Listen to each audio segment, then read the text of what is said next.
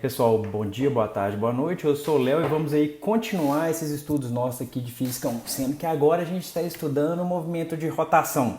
Vamos prosseguir que eu já vou adiantar já para a nossa já tradicional revisão, porque esse vídeo a gente vai continuar tratando de momento de inércia. Então muita calma, não se assustem, mas vamos com calma aí, mas nós vamos chegar lá. A gente começou falando de cálculos vetores, a gente falou muito de decomposição de vetores. O estudo de vetores é muito importante.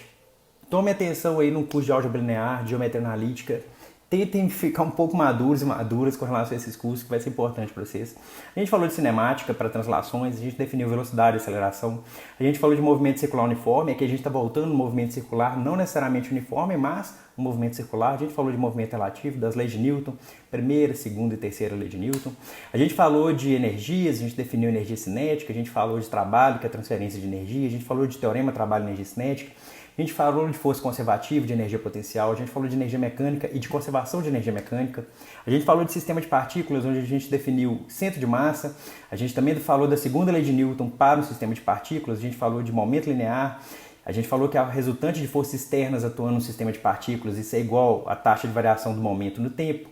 A gente falou que se essa resultante for nula, se essa resultante devido a forças externas for nula, o momento se conserva. A gente já tem duas leis de conservação em física tratando essa disciplina. Depois a gente começou a estudar rotações. Qual que é a ideia nossa de rotação? A gente está estudando por enquanto rotação sobre um eixo fixo.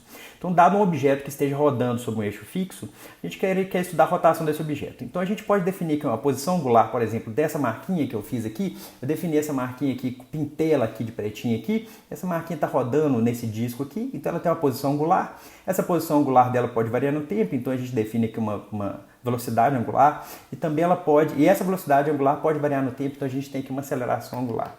Bacana. Depois a gente falou de momento de inércia. Primeiro a gente tratou de um sistema só de partículas, essas 4 partículas, a gente definiu esse momento de inércia como sendo essa aqui, ó, é a soma da massa de cada partícula vezes a posição dessa partícula com relação ao eixo de rotação. Esse com relação ao eixo de rotação é muito importante, certo? Mas e se eu tiver um corpo contínuo, certo? E esse corpo a gente está sempre tratando de corpo rígido, ou seja, essas partículas todas que formam um corpo, elas têm a mesma velocidade angular. Nesse caso, a gente usa aqui uma tática de separar esse corpo em vários pedacinhos de massa, e esse pedacinho de massa, aqui está errado, esse momento de inércia que é a soma de delta mi ri ao quadrado. Esse aqui eu errei, eu vou trocar aí para colocar no PDF. Mas no limite que essa massa é infinitesimal, que esse elementinho de massa, que a gente tem um elementinho de massa, esse momento de inércia ele fica integral de R2 dm. Então a gente tem que saber integrar esse camarada. No outro vídeo, a gente viu como calcular essa integral aqui, a gente fez um exemplo para um cilindro, que é um camarada que tem ali uma simetria. Mas pode acontecer de não ter simetria. Pode acontecer de eu ter aqui, ó, um objeto dessa forma aqui, ó, um objeto esquisito, ele tem um certo volume, um objeto esquisito, e nesse vídeo aqui a gente vai tratar de 2 teoremas. Eu vou fazer aqui uma demonstração básica desses teoremas, é o teorema dos eixos paralelos e o teorema dos eixos perpendiculares. E a gente vai utilizar esses 2 teoremas para resolver um problema, tá certo? Para achar um tipo de momento de inércia para um certo corpo, dado um certo eixo de rotação. Mas vamos supor que agora nós vamos tratar do teorema dos eixos paralelos. Vamos supor que eu tenho esse corpo aqui que tem um certo volume, certo?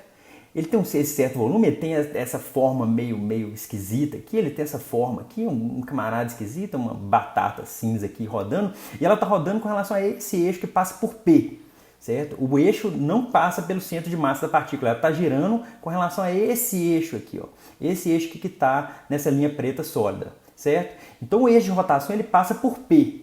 O centro de massa desse corpo, e isso aqui é um dado desse teorema, o centro de massa ele passa por esse ponto O. Então o centro de massa desse corpo está aqui, ó, não está em P. O centro de massa está aqui. É um corpo que ele tem aqui, a maior parte da massa dele está passando aqui pelo centro de massa dele, óbvio, né? Mas só que a grande parte da massa dele está aqui mais para perto aqui, ó. Então o centro de massa dele é dado em O. Então olha só, o eixo de rotação está passando por P e a gente vai colocar um eixo auxiliar, onde esse eixo auxiliar passa pelo centro de massa. Então vamos supor aqui, ó, de fato, o corpo ele está girando por um eixo que passa por P. Mas vamos supor aqui um eixo auxiliar, tanto é que ele está tracejado, um eixo que passa pelo centro de massa e mais do que isso, esse eixo é paralelo ao eixo de rotação do corpo. Então esse eixo que passa pelo centro de massa, para esse teorema dos eixos paralelos, esse eixo auxiliar aqui, ele tem que ser paralelo ao eixo de rotação do corpo que passa por P, certo? E esse corpo ele pode ter um formato e tamanho qualquer. Então quais são as hipóteses aqui? A gente tem um eixo que passa por P, a gente tem um eixo auxiliar que passa pelo centro de massa e é paralelo ao eixo de rotação do corpo. Ser paralelo aqui é importante, certo? Então vamos pegar aqui uma seção reta desse corpo. Então eu peguei esse corpo aqui, eu só fiz aqui um corte nele, de forma a gente conseguir demonstrar isso aqui mais fácil. Então a gente tem essa seção reta aqui desse corpo, eu tenho aqui esse ponto O, onde está o centro de massa, e eu tenho esse ponto P, onde passa o eixo de rotação, certo? Então eu tenho essa seção reta aí. Então vamos definir aqui algumas coisas. Então já anota aí, ó, pega aí o lápis, já anota aqui, faça esse desenho aqui. Vamos pegar aqui o nosso sistema de referência, vamos arbitrariamente aqui colocar mas sem perda de generalidade aqui da nossa resolução. Vamos colocar o nosso eixo de referência aqui, ó. O Y está passando pelo centro de massa, o X passa pelo centro de massa e mais do que isso, vamos colocar a origem desse sistema de referência no centro de massa, certo? Então a origem está no centro de massa. O que a gente quer calcular é o momento de inércia com relação a um eixo que passa pelo ponto P. É isso que nós queremos calcular. O momento de inércia desse corpo todo com relação a um eixo que passa pelo ponto P. Isso é que nós queremos calcular. Então, para calcular o centro de inércia, o que a gente faz? A gente supõe aqui uma massinha dm e a gente vai querer ver como que essa massinha dm ela está se comportando aqui. A gente vai ter que somar cada massinha dm dessa aqui à medida que ela vai, que a gente vai deslocando ela aqui nesse corpo todo. Porque essa aqui é a definição do momento de inércia nosso, certo? Então olha só, vamos voltar aqui. A gente tem aqui um eixo auxiliar que a gente colocou aqui, que ele está a origem dele está no centro de massa. Então esse eixo aqui, y e x, a origem dele está no centro de massa, certo? Essa massinha dm que eu coloquei aqui, ela está a uma distância x da origem e está a uma distância y da origem. E esse ponto P, que é o ponto por onde passa o eixo de rotação de fato, ele está aqui uma distância a da origem e uma distância b da origem em y, certo? Então, vocês anotam isso aqui e dê uma pensada. O fato aqui é, o eixo de rotação passa por P, onde está a mãozinha. A gente colocou aqui um eixo auxiliar que passa pelo centro de massa e a gente está fixando esse centro de massa aqui na origem do nosso sistema de coordenadas. O que a gente vai ter que variar vai ser essa massinha aqui no corpo inteiro para calcular o momento de inércia. Então vamos pensar aqui, ó, que o elemento de massa dm ele está localizado a uma distância r do eixo, certo? Então esse elementinho aqui dm ele está localizado a uma distância r do eixo de rotação, certo? Esse eixo de rotação, ele está aqui uma distância h do centro de massa. Até aí tudo bem, eu só peguei aqui a distância h que esse eixo de rotação está do centro de massa, tá certo? E a gente tem o quê, né? Quem que é esse R aqui? Essa distância da massinha até o eixo de rotação. Esse R é o que a gente vai ter que jogar lá na integral do momento de inércia. Então esse Rzinho aqui, ele é o quê? Esse Rzinho, se vocês pegarem nessa figura aqui, ele vai ser justamente a hipotenusa desse triângulo aqui, que é formado por Rzinho, por x menos a e por y menos b, certo? Então esse rzinho ao quadrado, já os mamonas assassinos contavam isso pra gente, né? Que esse rzinho ao quadrado, ele é y menos b ao quadrado mais x menos a ao quadrado. Então bacana, a gente já tem essa distância rzinho aqui. Vão abrir esse parênteses aqui, certo? Até então não estou fazendo conta nenhuma difícil não. Esse rzinho ao quadrado é o que? É y ao quadrado mais x quadrado menos 2by menos 2. Aqui seria ax, né? Isso aqui tá errado, hein, pessoal? Isso aqui é ax, ó. Aqui é A, certo? Esse camarada aqui é A. A gente coloca um A aqui, ó, gigantesco. Mas só que vocês entenderam o que eu quis dizer. Isso aqui, ó, não é X, isso aqui não é B, isso aqui é A, certo? Então aqui eu tenho um A no PDF, na descrição eu vou colocar isso certo. Então aqui é um Azinho, então eu tenho y quadrado mais x quadrado menos 2by menos 2ax, onde está a mãozinha aqui é um A, menos 2ax, mais b quadrado mais a ao quadrado. Então eu só abri esse parênteses aqui e reorganizei esses termos. Por que eu reorganizei esses termos e coloquei esse r quadrado? Porque esse r quadrado é justamente o termo que a gente tem que colocar na integral do momento de inércia. Porque olha só, eu tenho aqui, ó, esse r quadrado eu coloquei aqui, eu já salientei quem é esse último termo que é b quadrado mais a ao quadrado. Se vocês pegarem nesse desenho aqui, ó, esse h é justamente a hipotenusa desse triângulo retângulo aqui, ó. Então esse h ao quadrado é o quê? É a ao quadrado mais b ao quadrado. E aqui continua errado, hein, pessoal? Você errou tudo aqui, ó. Esse camarada aqui é a. Aqui, ó, Esse camarada aqui é A. É A que está escrito aqui. Então, cuidado aqui que eu errei, mas vocês me desculpem. Então, beleza. Então, eu tenho esse termo aqui que é R quadrado, vai ser o quê? Vai ser Y quadrado mais X quadrado menos 2BY menos 2AX mais H ao quadrado. E é esse camarada todo aqui que eu tenho que colocar no cálculo do momento de inércia. Certo? Então, esse camarada todo aqui que eu tenho que colocar nesse cálculo do momento de inércia. Então, bacana, né? Então, olha só. Quem que é o momento de inércia, então? Eu só vou substituir, né? Eu vou substituir esse R quadrado, vou substituir aqui, ó. Então eu vou ter o quê? Eu vou ter que esse momento de inércia vai ser a integral de x quadrado dm mais a integral de y quadrado dm mais essa integral de h quadrado dm, onde esse h é constante, certo? Por que esse hzinho é constante? Esse hzinho é constante porque é a distância do eixo de rotação até o eixo auxiliar. E vocês lembram que esses dois eixos são paralelos. Então esse hzinho aqui é constante sempre, independente do corpo aqui, de como que a gente vai calcular esse momento de inércia, esse hzinho aqui é constante. O que vai variar vai ser o rzinho, porque o rzinho é a distância desse dmzinho até o eixo de rotação. Então esse dmzinho ele pode estar aqui onde eu desenhei, mas ele pode estar aqui, ó. Ele pode estar aqui pertinho, ele pode estar aqui longe, tá certo? Mas esse h aqui vai ser constante, esse hzinho vai ser constante. Então olha só, o momento de inércia vai ser essa integral de x2dm, mais essa integral de y2dm, mais essa integral de h2dm, sendo que esse h ele é constante, menos essa integral aqui de 2b integral de y menos 2a, que eu já acertei, né? Menos 2a integral de x Mas note só o seguinte, esse essa integral de y e essa integral de x vai ser zero. Por quê? Porque a gente fixou o centro de massa na origem do sistema de coordenadas. E esse camarada aqui, esse y e esse x ele é justamente a definição de centro de massa lá atrás, que a gente já definiu, tá certo? A definição de centro de massa é o que? É uma média ponderada da posição de cada massinha, tá certo? Então isso aqui é justamente a posição do centro de massa em y, a posição do centro de massa em x, que a gente definiu aqui como sendo zero, porque a gente já tinha definido como sendo a origem. Então esse termo aqui é zero, esse termo aqui é zero. Essa integral aqui é fácil de resolver. Por que ela é fácil de resolver? Porque o hzinho, ele sai da integral, tá certo? Esse hzinho quadrado, então vai dar a integral de dm, que é a própria massa total do objeto, certo? Então olha só, essa integral aqui vermelha, essa integral de h2dm, vai dar justamente h ao quadrado vezes a massa total. Então essa integral aqui eu consigo fazer. E agora quem que é essa parte aqui azul? Essa parte aqui azul é justamente o momento de inércia com relação a esse eixo que passa pelo centro de massa. Porque olha só, esse x quadrado mais esse y quadrado é justamente a distância dessa massinha dm até o centro de massa. Então olha só que legal.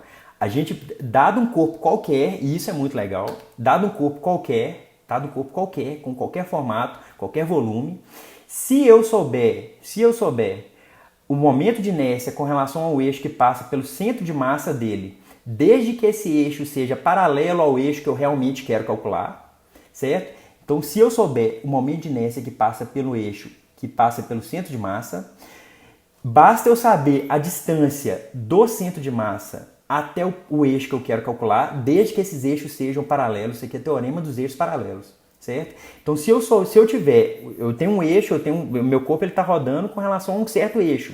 Se eu tiver um eixo que é paralelo a esse eixo que eu estou querendo calcular e que passa pelo centro de massa, e se eu souber o momento de inércia do corpo com relação a esse centro de massa, com relação a esse eixo que passa pelo centro de massa, basta eu fazer essa continha aqui que eu tenho o momento de inércia desse corpo aqui inteiro, certo? Isso aqui é muito interessante, isso aqui é muito forte, esse teorema dos eixos paralelos. Eu vou repetir ele. Qual que é o resultado que a gente chegou? A gente chegou no seguinte resultado. O momento de inércia desse corpo aqui, com relação a esse eixo que passa por P, certo? Por P, ele é igual, então o momento de inércia desse corpo, que ele tem um formato arbitrário, tem um volume arbitrário, o momento de inércia desse corpo com relação a um eixo que passa por P, ele é igual ao momento de inércia desse mesmo corpo com relação a um eixo que passa pelo centro de massa, desde que esse eixo seja paralelo ao eixo original, mais a massa total do corpo vezes a distância do centro de massa até o eixo original. É isso que está dizendo esse teorema dos eixos paralelos, e isso é muito forte. Isso é muito forte, auxilia a gente a resolver alguns problemas. Então seria interessante vocês darem uma refletida sobre esse resultado e sobre sobre como que a gente chegou nesse resultado aqui. Tá certo? Então, o resumo do teorema dos eixos paralelos. Daqui a pouco eu vou dar o resumo. Calma aí que eu vou falar de um outro teorema. Agora nós vamos falar de um outro teorema. Teorema dos eixos perpendiculares. Daqui a pouco vai chegar no resumo. Teorema dos eixos perpendiculares. Agora vamos supor um corpo que ele seja planar. Agora não pode ser qualquer corpo. Não pode ser um corpo com volume arbitrário. Tem que ser um corpo planar, tipo, sei lá, tipo essa capinha de CD aqui, ó. É um corpo que ele é uma superfície. Ah, Léo, mas a espessura desse camarada? A gente pode desprezar nesse momento. É uma folha, tá certo? Mas uma folha de um formato arbitrário. Ela pode ter um formato arbitrário desde que seja um corpo planar, desde que seja um corpo que ele só possui, que é uma área, ela é só uma área. A gente vai desprezar a espessura desse corpo, certo?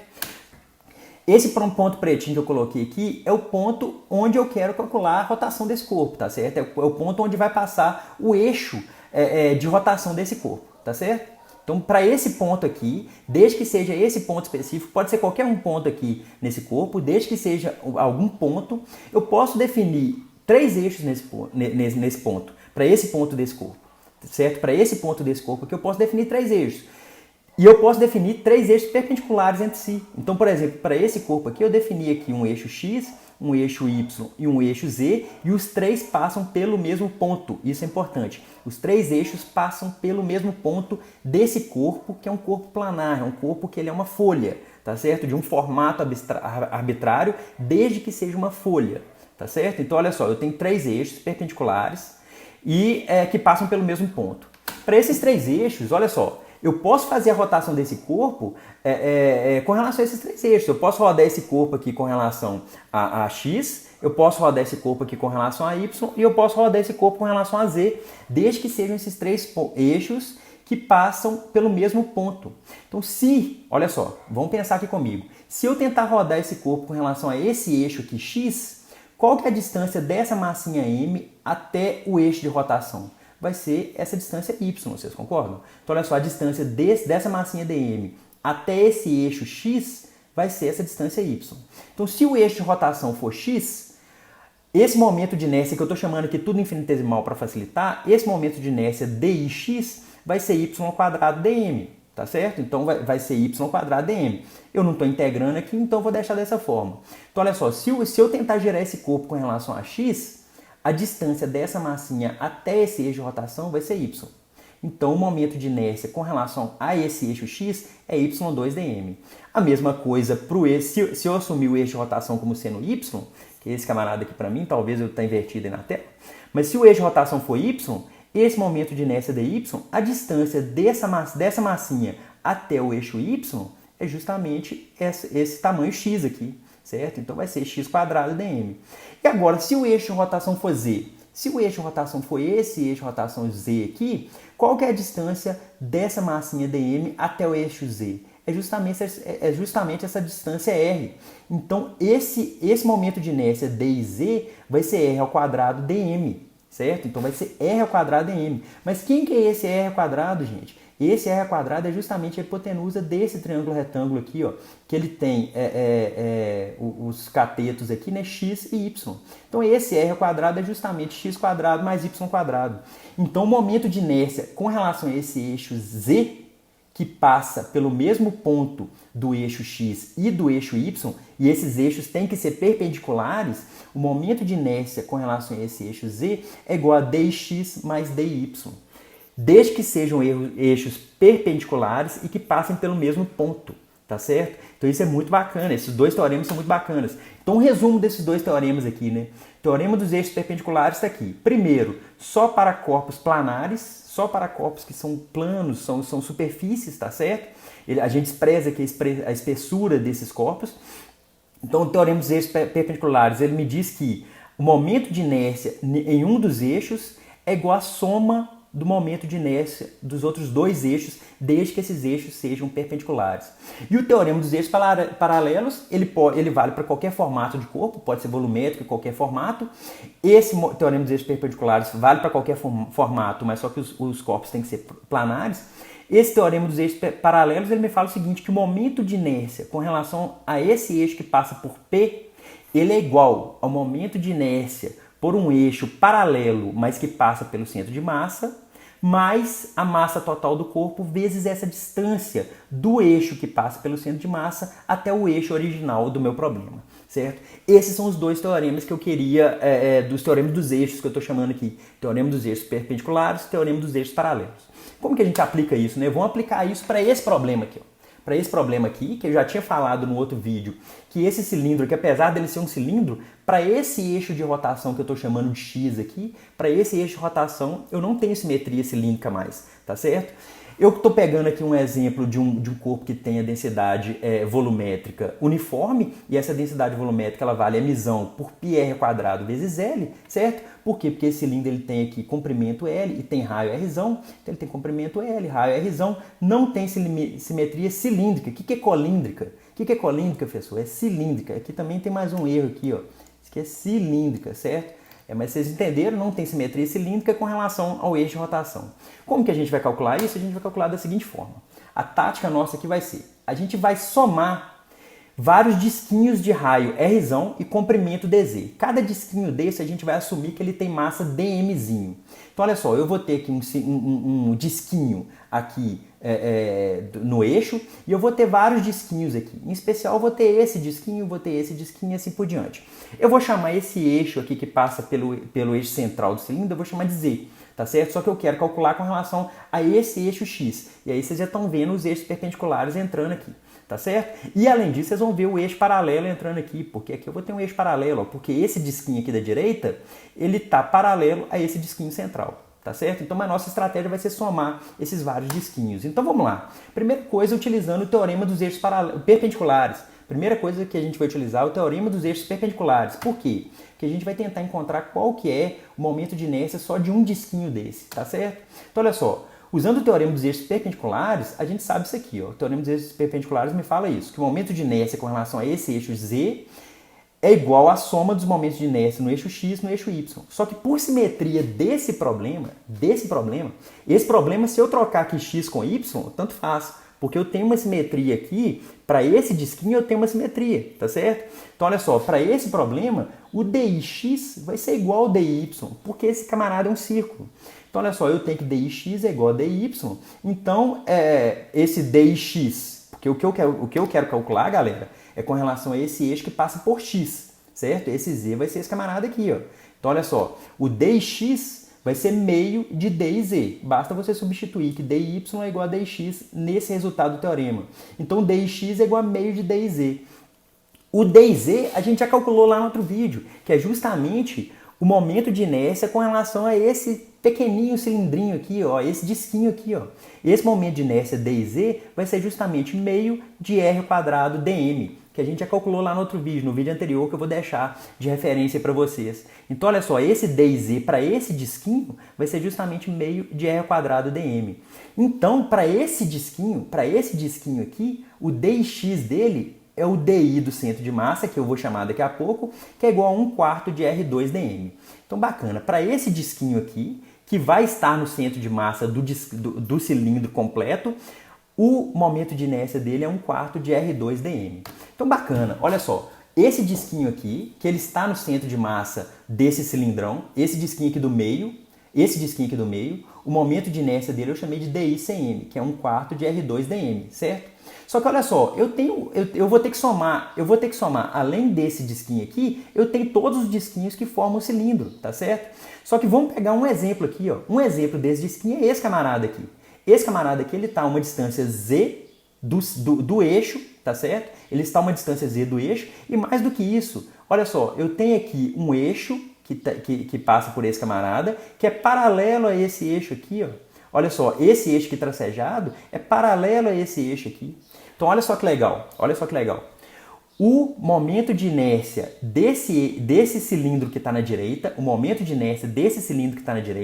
vai ser esse dx que eu estou chamando aqui, ó. Então, esse dx aqui é o momento de inércia desse cilindro aqui, ó. Desse cilindro que está na direita, tá certo? Então, o momento de inércia desse cilindro que está na direita vai ser esse dx aqui desse slide, tá certo? Esse momento de inércia desse disquinho que está na direita vai ser igual ao que? Teorema dos eixos paralelos. Vai ser igual ao momento de inércia do disco com o eixo passando pelo centro de massa, tá certo? Que é esse camarada que a gente já tinha calculado lá atrás. Aqui, ó, é esse DICM, tá certo? Então, olha só, o momento de inércia do disco da direita é igual ao momento de inércia com relação ao eixo que passa pelo centro de massa, mais Z2dm. Quem que é Z2dm? É justamente a distância que esse disquinho da direita está do centro de massa aqui, tá certo? Então, esse dx aqui vai ser o quê? Vai ser 1/4 de R2dm mais Z2dm, tá certo? Esse Z2dm é justamente esse termo aqui, ó. Z é a distância entre os eixos paralelos, galera. Então, Z é a distância entre os eixos paralelos. Só que agora a gente nota o quê? A gente nota que esse dm é igual a ρdv. Quem que é dv aqui agora? dv aqui agora é a área desse disquinho. A área desse disquinho é πr² vezes o próprio dz, que é a alturinha dele, tá certo? Porque ele está em z aqui, ó. Então, olha só, o dm é ρdv, que é ρ πr² dz, que é justamente emissão sobre L dz. Vou deixar para vocês fazerem essa conta. O dm é justamente emissão sobre L dz. Então, esse dx vai ser o quê? Vai ser 1/4 de R2 emissão sobre L dz, que é justamente esse termo, mais Z2 emissão sobre L dz. E agora eu sei integrar esse camarada. Porque, olha só, essa integral aqui agora, se eu integrar esse termo aqui todo, eu vou ter justamente a integral desse cilindrão todo aqui, porque eu vou somar ele desde menos L sobre 2 até L sobre 2. Então, quando a gente integra esse camarada todo, a gente tem o quê? Esse camarada aqui todo sai da integral. Eu tenho uma integral em dz e uma integral em dz. Essa integral em dz aqui vai dar z ao cubo sobre 3 e essa integral aqui vai dar justamente z, certo? Só que eu tenho que colocar os limites de integração. Quando eu coloco os limites de integração, eu tenho esse terminho aqui. Então, o momento de inércia desse cilindro que está girando ao redor de um eixo perpendicular ali, que ele tá, desse cilindrinho aqui, com relação a esse eixo que passa por x, é justamente esse termo todo aqui. Olha só que interessante, a gente utilizou dois teoremas para chegar à conclusão do momento de inércia de um cilindro que não tem simetria. E esses dois teoremas eles acabam sendo muito importantes para vocês. Espero que tenha dado para entender. Qualquer coisa deixa pergunta aí, mas é isso que eu queria passar para vocês. Já está acabando meu tempo aqui no vídeo. Um grande abraço, falou, tchau!